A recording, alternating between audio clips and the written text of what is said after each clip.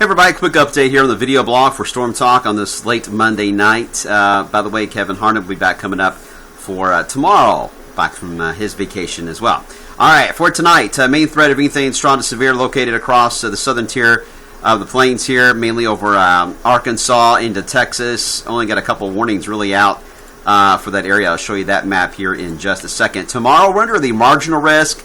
I do see signs. If we get a feed in, we could see an area of slight being added to this, mainly for Indiana and most of Kentucky. If there's going to be an area that would be outlined, I see it being there. Again, the marginal, I think, right now does apply pretty well. And then it's not on here, but there will be a day 3 outlook of marginal just north and west of us. There's going to be a low pressure that's going to track north of us Wednesday night into Thursday. It'll give us some decent winds, by the way, over us as it passes by, but it's coming through at night. So not much instability, so we're not worried about severe weather from that second system.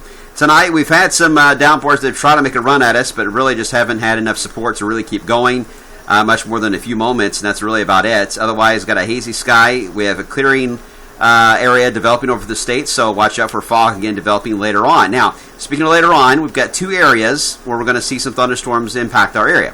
All right, first round, producing some flood warnings west of Memphis, Tennessee. This moisture is going to increase and expand. In areas, especially south and west of Louisville, will likely see some lightning and thunder shown from the radar, I would say after 3 or 4 o'clock in the morning, approaching us from the southwest. So when you wake up tomorrow morning, more than likely, you're going to have storms in the radar when you're watching Christy Dutton, and they'll be approaching us. So they could impact parts of the rush hour period. All right, so that's part 1. Part 2 is this main line of thunderstorms here to our west. The models picked it out really good, having it being a long squall line, and sure enough, that's exactly what we're looking at here. Although, notice the lack of warnings. There's not much really happening. There's a couple spots here in Oklahoma where you got a severe thunderstorm and flash flood warnings, but most of this is what we call cold pull out. It's already to the weakening trend here, and it's going to fall apart rapidly. And that tells me a couple things. One, with the weakening happening so rapidly here, this is telling me that this morning activity, if it does not really add enough of a cloud canopy over us tomorrow for late morning, midday, we're not going to have much here to really block us from heating for the early afternoon. So there is a chance we may have to raise our temperatures up for tomorrow. Right now I've got 87. I'm going to make it the last call before the news comes on, but there's a chance we may have to raise this into about 90 if this holds true, and that would really set the stage for a very unstable atmosphere for some portions of the area for tomorrow afternoon and the evening. Let me show you the models are painting for us. You see the first round, here it comes, sunrise to about late morning. Heavy rain, the main threat with those. And then we'll get the break. And the models here are now saying we can get up to 92. See what happens though if you get caught in a storm. You're only in the 70s. So about a 20-degree difference from Louisville to Salem, Indiana, potentially, if we get enough heating. And the sun will make a big difference here. But again, that will allow for lots of instability to build here across Kentucky, especially versus Indiana. And that'll set the stage for some of these stronger thunderstorm cells to really get going just before sunset as the front bears down on us from the north and west. And it'll try to clear us out, but overall the front kind of stalls over us as we head into Wednesday, and we'll see most of the activity develop along that front, it looks like, is into Wednesday afternoon before the front goes back to the north again Wednesday night. And Thursday, it's at low pressure again, mentioned tracks to our north, and that'll set the stage for a lot of ridging that'll move into the weekend. As far as severe parameters for tomorrow afternoon, there is a little pocket of decent winds that line up right along the Ohio River tomorrow afternoon. It's not off the charts, but it is enough to produce some damage and wind gusts, and I think that's the reason why the idea of a slight risk cannot be ruled out just yet if we see that realized. Now, when you match that up to the instability, so the instability is a little bit displaced.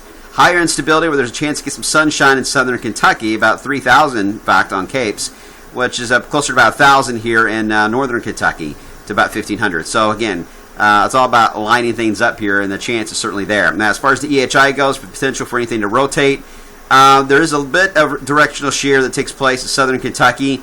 So I would not rule out maybe a brief rotating storm that may or may not look interesting on the radar tomorrow afternoon, but this is not a tornado setup here. Damage and winds, if anything, I think will be the main concern.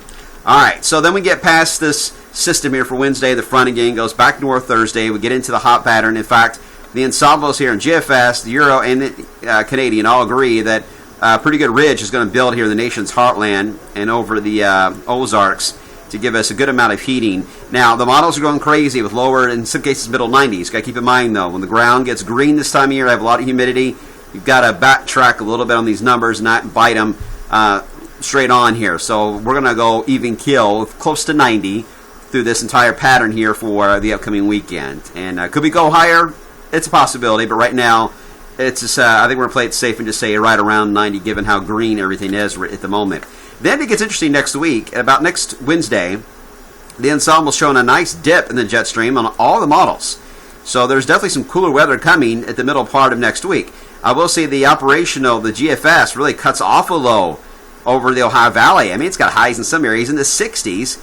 The the European model is not as dramatic, but it is dramatic for whatever happens in Canada. The rain snow line shows up in southeast areas of Canada out of the system next week. That's a little much.